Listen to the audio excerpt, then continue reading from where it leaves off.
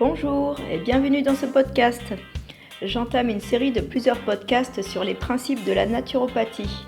Aujourd'hui, je vais parler du premier principe, le vitalisme. C'est Svetlana Ogier, je suis naturopathe et passionnée par le sens et le processus des maladies et des guérisons. Vitalisme est un mot dérivé du latin vita qui signifie vie.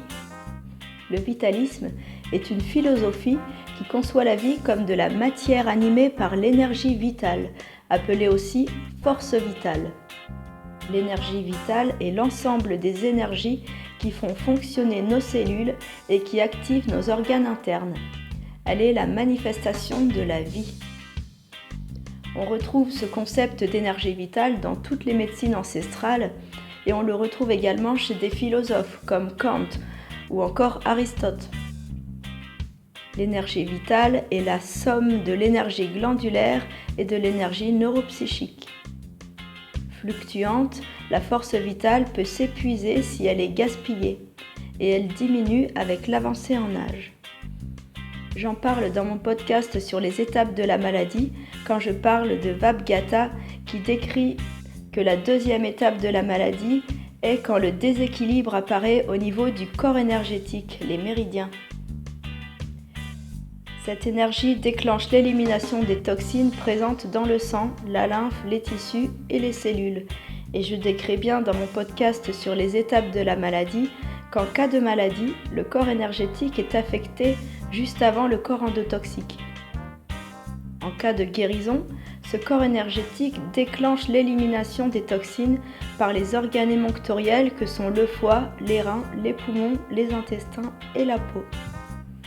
À ce moment-là, s'ensuivront des symptômes physiques qui, dans ce cas-là, seront les manifestations de la force vitale qui a permis le nettoyage du corps.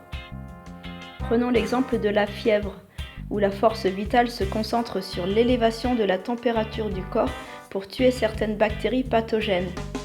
Un enfant, qui est censé présenter une bonne force vitale, peut manifester une forte fièvre qui ne dure pas longtemps, alors qu'une personne âgée, si elle n'a pas su préserver son capital vital tout au long de sa vie, elle aura des épisodes de fièvre plus longs avec une température moins élevée. Lorsque la force vitale est affectée, on parle de dévitalisation. Les facteurs de dévitalisation sont nombreux, d'autant plus avec notre civilisation actuelle. Une alimentation délétère, un excès de médicaments ou de drogues, le tabac, la respiration superficielle, la sédentarité, la pollution et les champs magnétiques, le manque de sommeil, le stress, les vaccinations abusives, le travail intellectuel intense, l'éloignement de la nature, l'isolement affectif, la perte de repères, le manque de sommeil. Toutes ces choses impactent votre énergie vitale. L'énergie vitale est nécessaire pour enclencher le processus d'auto-guérison. L'auto-guérison est la capacité du corps à maintenir son équilibre physiologique sans que l'on ait à y prêter attention. L'être humain est capable de se régénérer par lui-même lorsque des conditions de vie harmonieuses lui sont proposées et que ses cycles circadiens et saisonniers sont respectés. Notre organisme se renouvelle en permanence durant les phases de repos. Le corps se régénère dans son intégralité en moins de 2 ans. La force vitale est évaluée par un naturopathe après une analyse morphopsychologique et morphophysiologique. Évaluer la force vitale permet d'engager des réformes dans le mode de vie en respectant les ressources énergétiques de chaque individu.